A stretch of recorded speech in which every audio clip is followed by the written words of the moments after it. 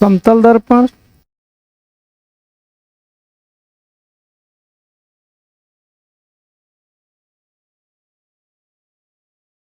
गोलीय दर्पण।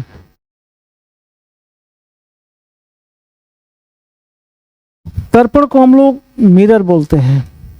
दर्पण को क्या बोलते हैं? मिरर। हम लोगों को दर्पण के बारे में जो पढ़ना है, तो दर्पण हमें दो तरह के पढ़ने हैं। पहला दर्पण है हमारा समतल दर्पण, जिसको बोलते हैं प्लेन मिरर, जिसको बोलते हैं प्लेन मिरर।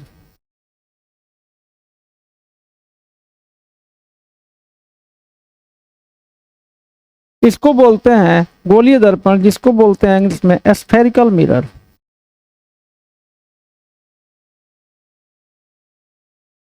प्लेन मिरर के अंतर्गत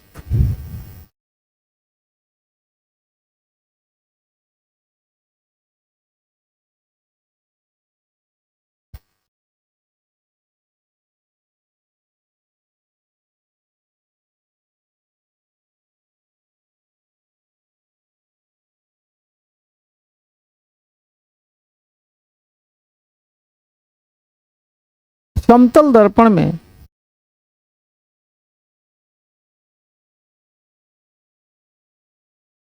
प्रतिबिंब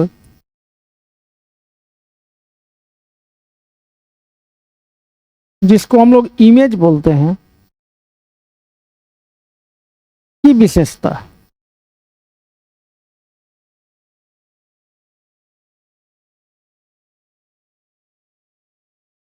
समतल दर्पण के जो प्रतिबिंब होते हैं हमेशा काल्पनिक होते हैं, सीधे होते हैं, वस्तु के बराबर होते हैं। इसका पहला प्रकृति है काल्पनिक, जिसको हम लोग आभासी भी बोलते हैं।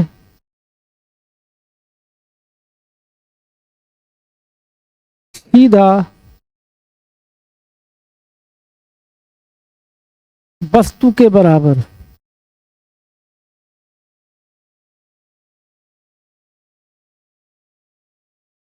दूसरा इसका गुण है प्रतिबिंब की दूरी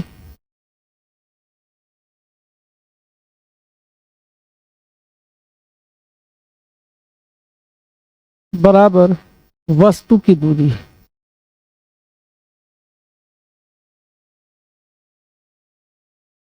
यानी दर्पण से जितना दूर वस्तु होगी उतना ही प्रतिबिंब उससे दूर दिखाई देगा। यानी वस्तु की दूरी और प्रतिबिंब की दूरी दोनों इसमें बराबर होती है। इसमें सदैव काल्पनिक, सीधा और वस्तु के बराबर प्रतिबिंब बनता है। प्रतिबिंब की दूरी वस्तु की दूरी के बराबर होता है। पार्श्विक रूप से उल्टा होता है।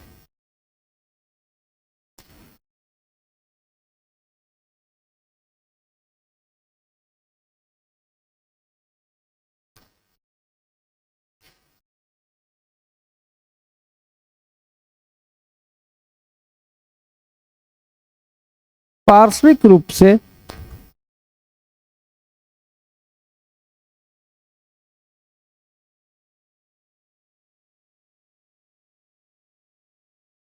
उल्टा होता है।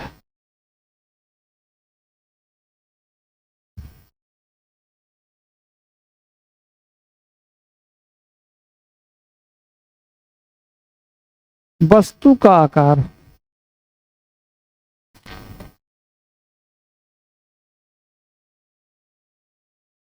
आकार का मतलब साइज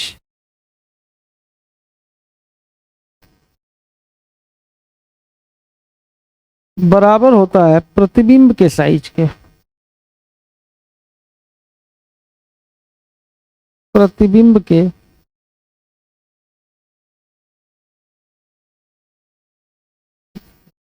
वस्तु का आकार और प्रतिबिंब का आकार बराबर होता है। प्रतिबिंब का आकार बराबर होता है।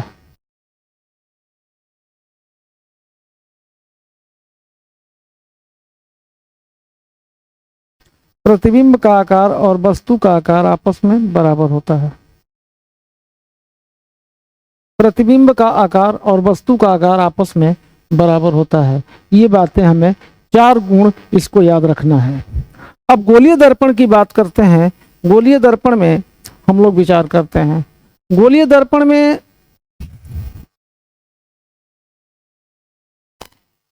अब बात आती है गोलीय दर्पण की।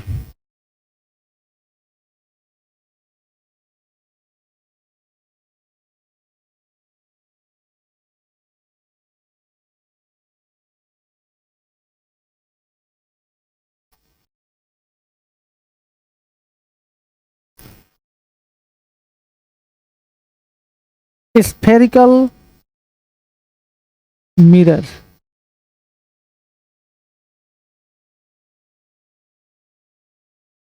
बच्चों सबसे इंपॉर्टेंट बात है कि प्लेन मिरर तो हम लोग घर में यूज करते हैं, जो हम चेहरा देखने के काम में लेते हैं। घर में जो हमारे ड्रेसिंग टेबल में जो शीशा लगा होता है, जो आईना के तरह हम लोग अपने पर्स में रखते हैं, या फिर जो हमारे ब्रीफ केस अटैची वगैरह में भी दिया जाता है, वो सारा जो दर्पण है वो क्या है, हमारा समतल दर्पण है। लेकिन गोलीय दर्पण जो है, यह जो है खास खास जगहों पर लगा होता है। इसकी उपयोगिता अलग किस्म की है। ये हमारे लिए बहुत ही उपयोगी है। इसका उपयोग विभिन्न कामों में हम लोग करते रहते हैं। इसका वैज्ञानिक उपयोग काफ़ी ज़्यादा है। आइए अब हम लोग गोलीय दर्पण के बारे में देखते हैं कि यह कैसा होता है, इसकी प्रकृति क्या है, इसका काम करने का तौर तरीका क्या है। इसको अगर हम लोग समझ लेंगे तो हमारे लिए बोर्ड एग्जाम बहुत ही आसान हो जाएगा और फिजिक्स में हम पूरे अंक प्राप्त कर सकेंगे, क्योंकि यह इसका एक मुख्य भाग है। अंक स्कोरिंग पार्ट है, इससे क्वेश्चन भी ज़्यादा रहते हैं, इसलिए इस पर विद्यार्थी लोगों को समझने की ज़्यादा ज़रूरत पड़ती है। विद्यार्थियों को ज़्यादा समझना जरूरी होता है। तो चलते हैं, देखते हैं। जैसा नाम है गोलीय, एक गोला लेते हैं।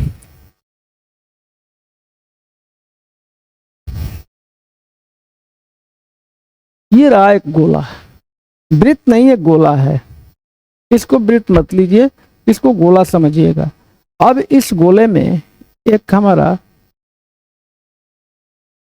सेंटर होगा। इस गोले में कोई एक सेंटर होगा, और इस सेंटर से इस गोले को हम दो भागों में ऐसे यहां से होते हुए काट दें, ये दो भागों में बंट जाएगा। और इसका पहला भाग जो बनेगा वह यह होगा।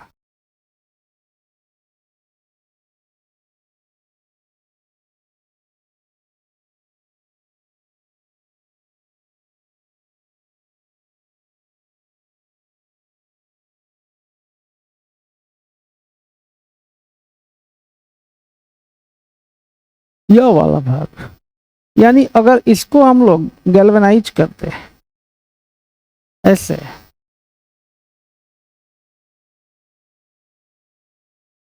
इसका कलर चेंज कर दो इस कलर से, आप शीशा में पीछे की तरफ से ऐसा कलर किए हुए देखेंगे।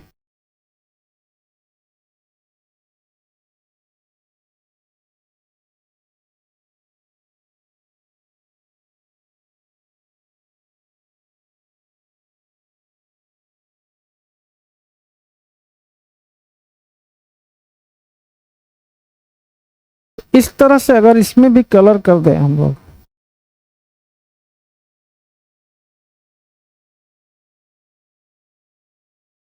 इसका तल धंसा हुआ है। इसका तल जो परावर्तक सतह है वो क्या है, धंसी हुई है अंदर की तरफ। इसकी परावर्तक सतह कैसी है, धंसी हुई है। इसलिए और यह जो तो रजतित तल है, इस पर क्या किया गया है, रजतित किया गया है, रजत।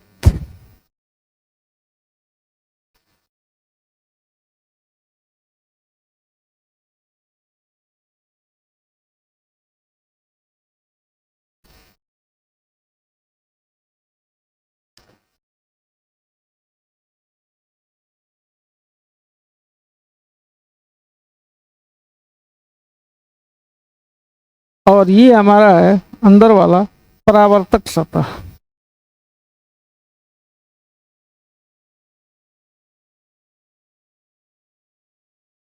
परावर्तक सतह से ही हमारा कुछ भी, अगर कोई प्रतिबिंब अगर कहीं दर्पण में बनता है तो उसका मूल कारण क्या है? परावर्तन का होना। परावर्तन होगा तभी तो प्रतिबिंब बनेगा। प्रतिबिंब को बनाने के लिए मूल शर्त क्या है? परावर्तन का होना। तो परावर्तक जो सतह है वह क्या है? इसकी धसी हुई है। अतः इस तल वाले दर्पण को क्या बोलते हैं हम लोग? अवतल। अवतल, अवतल दर्पण। और जिस, अगर इसको इसको अंदर से कर दिया जाए, ध्यान से देखिए, इस भाग को अंदर से अगर गैल्वेनाइज किया जाए या सिल्वर हैलाइड का लेप लगा दिया जाए तो इसकी परावर्तक सतह ये हो जाएगी। इसकी परावर्तक सतह ये है।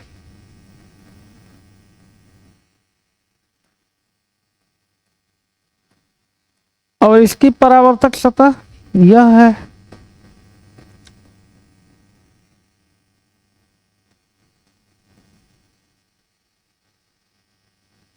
यह है बाहर वाला। अतः तय है कि इसकी परावर्तक सतह उठी हुई है। अतः इस तरह का जो दर्पण बनेगा वह होगा हमारा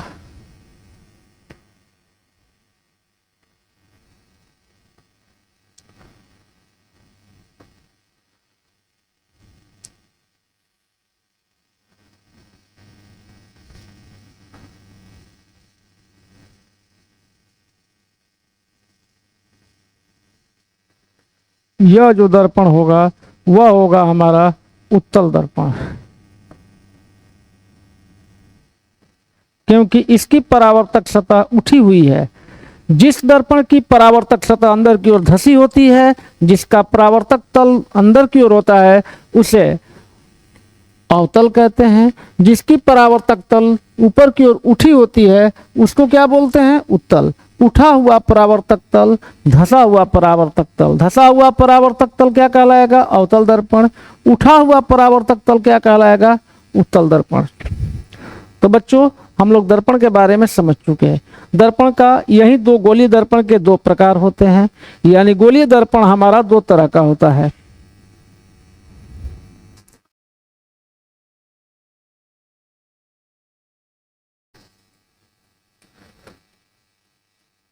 गोलीय दर्पण दो प्रकार का होता है। पहला अवतल, जिसको कॉनकेव बोलते हैं। दूसरा होता है उत्तल, जिसे कॉन्वेक्स बोलते हैं।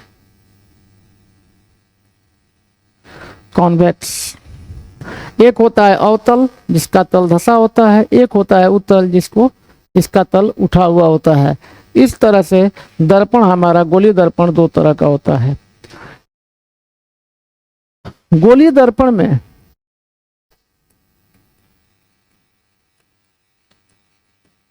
गोलीय दर्पण में दो प्रकार के प्रतिबिंब बनते हैं। दो प्रकार के प्रतिबिंब बनते हैं।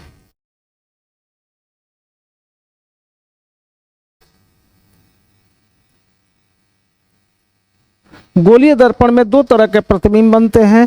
एक होता है काल्पनिक,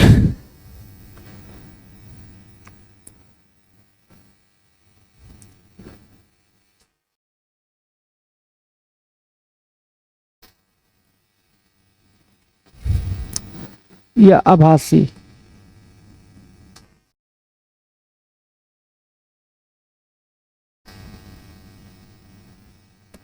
या आभासी जिसको बोलते हैं, काल्पनिक या आभासी।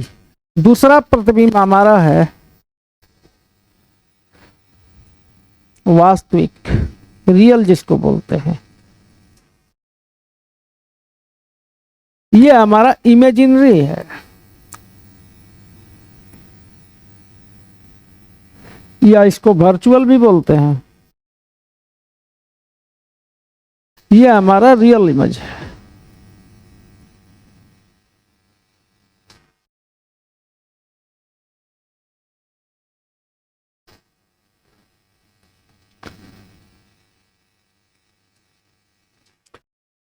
गोलीय दर्पण में दोनों तरह के प्रतिबिंब बनते हैं, एक काल्पनिक होता है, दूसरा आभासी होता है। अब हम लोगों को ध्यान रखना है कि काल्पनिक प्रतिबिंब किस में बनता है।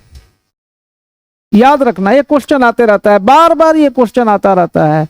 काल्पनिक प्रतिबिंब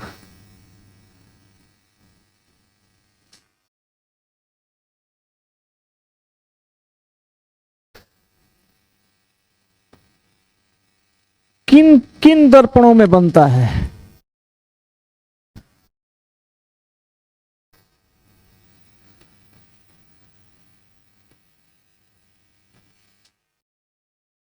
ये याद रखना बहुत जरूरी है। हमारा क्वेश्चन ये बनता है कि काल्पनिक प्रतिबिंब जो है किन किन दर्पणों में बनता है, तो ये हमारा उत्तर इसका होगा कि दोनों तरह के दर्पणों में बनता है। इसका आंसर होगा समतल दर्पण में भी बनता है,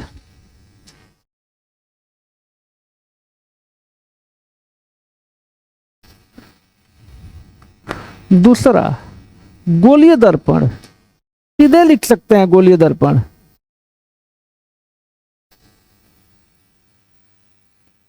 गोलीय दर्पण यानी अवतल और उत्तल दोनों में बनता है।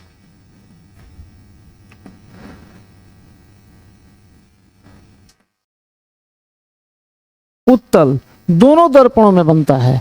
काल्पनिक प्रतिबिंब समतल दर्पण में भी बनता है और गोलीय दर्पण में भी बनता है। ये अवतल भी में भी बन जाएगा और उत्तल दर्पण में भी बन जाएगा। याद रखेंगे हम लोग कि गोलीय दर्पण में भी काल्पनिक प्रतिबिंब बनता है और समतल दर्पण में भी काल्पनिक प्रतिबिंब बनता है। अब रही बात कि वास्तविक प्रतिबिंब, हमारा क्वेश्चन नंबर 2 हो सकेगा। वास्तविक प्रतिबिंब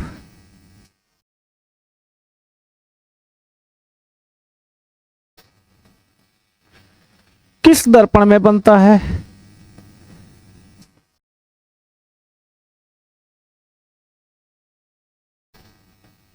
किस दर्पण में बनता है?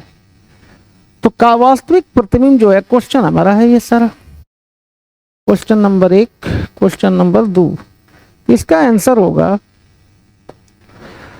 वास्तविक प्रतिबिंब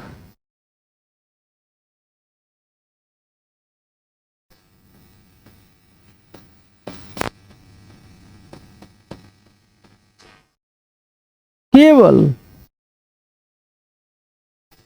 अवतल दर्पण में बनता है।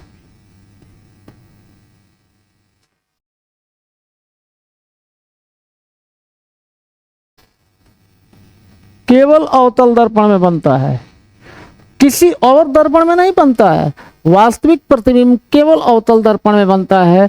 काल्पनिक प्रतिबिंब दोनों तरह के, या ऐसे कहें तीनों तरह के दर्पणों में बनता है। समतल में भी बनता है, अवतल में भी बनता है और उत्तल में भी बनता है, जबकि वास्तविक प्रतिबिंब केवल अवतल दर्पण में बनता है। यह बात हम लोगों को याद रखनी होगी।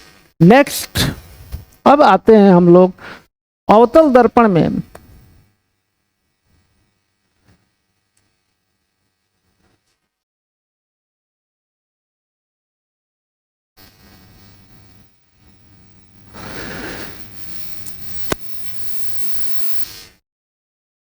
उत्तल दर्पण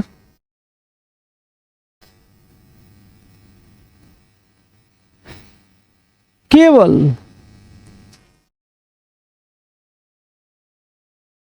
नोट है हमारा, अवतल दर्पण, या क्वेश्चन कर देते हैं, हटाइए क्वेश्चन कर देते हैं।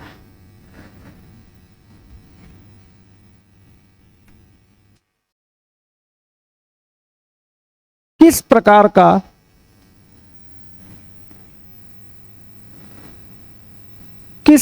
का प्रतिबिंब बनाता है?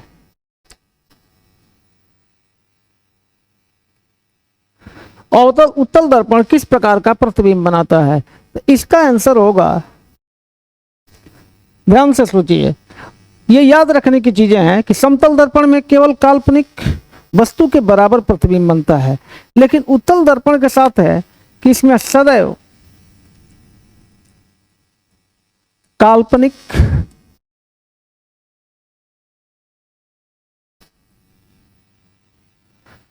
सीधा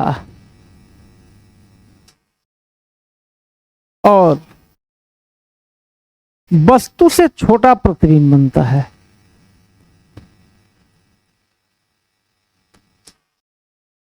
छोटा प्रतिबिंब बनता है।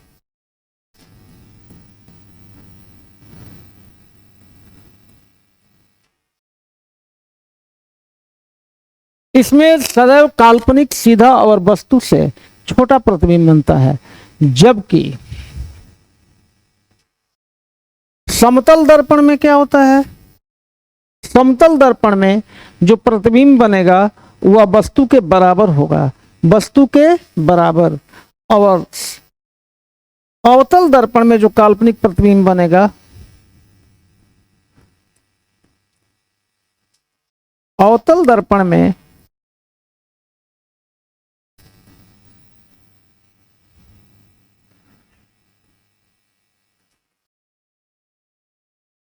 प्रतिबिंब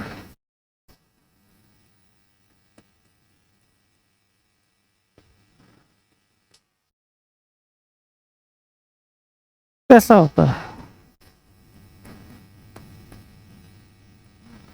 सीधा होगा और वस्तु से बड़ा होगा। आंसर लिखिए इसका, सीधा, वस्तु से बड़ा, वस्तु से बड़ा। तो हम ध्यान दे सकते हैं कि हमारा जो काल्पनिक प्रतिबिंब है तीनों दर्पणों में बन रहा है। तो समतल दर्पण में वस्तु के बराबर बन रहा है, उत्तल दर्पण में वस्तु से छोटा बन रहा है और अवतल दर्पण में वस्तु से बड़ा बन रहा है। इसको ऐसे नोट कर सकते हैं हम लोग, काल्पनिक प्रतिबिंब। इससे बहुत क्वेश्चन आते रहते हैं, बार बार क्वेश्चन इससे बड़ा छोटा वस्तु के बराबर, इस तरह से संबंधित करके बारों बार क्वेश्चन को दोहराया गया है। हर बोर्ड की परीक्षाओं में इसको पूछा जाता है। अवतल, उत्तल, समतल। अवतल में बड़ा,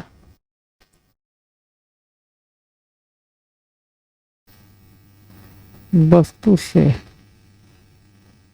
बड़ा, यहाँ छोटा और यहाँ पर वस्तु के बराबर। वस्तु से बड़ा होगा, वस्तु से छोटा होगा और वस्तु के बराबर प्रतिबिंब बनेगा। यह बात हमें ध्यान से याद रखनी होगी।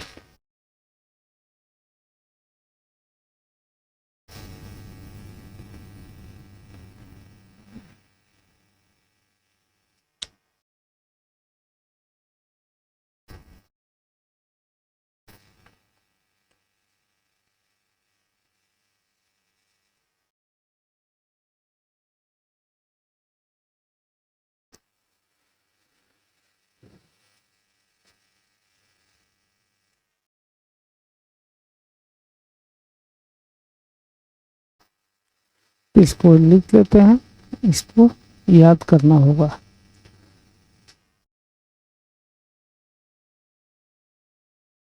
काल्पनिक प्रतिबिंब तीनों दर्पणों में इनकी स्थिति ये है। अवतल दर्पण में ये वस्तु से बड़ा होगा, उत्तल दर्पण में वस्तु से छोटा होगा और समतल दर्पण में वस्तु के बराबर होगा। इस तरह से काल्पनिक प्रतिबिंब की स्थिति ये है। अब वास्तविक प्रतिबिंब, वास्तविक प्रतिबिंब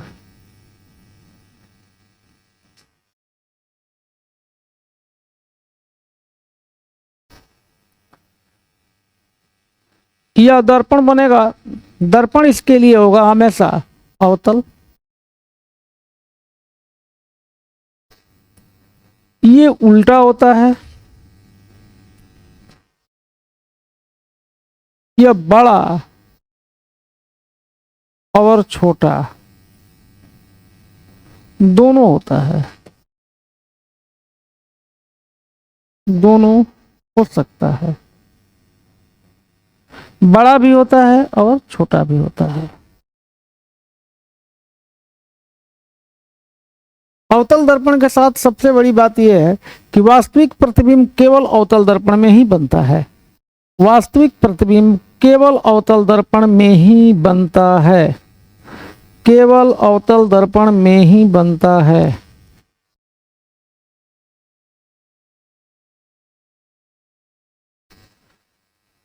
यह जो प्रतिबिंब है केवल अवतल दर्पण में ही बनता है और यह बड़ा छोटा दोनों होता है, दोनों हो सकता है। बड़ा भी, वस्तु से बड़ा भी हो सकता है या वस्तु से छोटा भी हो सकता है, इसको हटा भी सकते हो। सबसे इंपॉर्टेंट बात है कि यह हमेशा क्या होता है, उल्टा होता है और